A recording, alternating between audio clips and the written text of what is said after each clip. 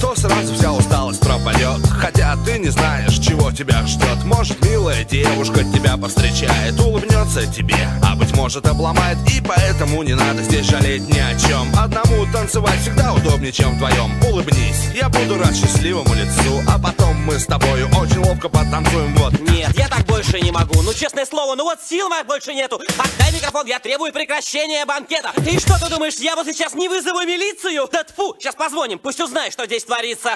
Алло, милиция, они все меня достали. То все, да вот все, кто в этом зале, вот они все, кто в этом зале, вот они меня взяли и достали. Ну, если бы не достали, так я и звонить бы вам не стал. Но вот этот вот толстый, вот он больше всех меня достал. О, черт, кто придумывает такие сборища людей? Да я в жизни не пущу никогда сюда своих детей, чтобы они со всеми болтали здесь, как степные травы. Влево-вправо, влево-вправо, влево-вправо. Я даже не могу переносить шум такой ораву. Все расходимся домой, берем пальто и весело расходимся домой. Зажигаем свет, выключаем звук, кто здесь самый основной? Я считаю до 0 и наслаждаюсь тишиной. Считаю 4, 3, 2, 1, 0.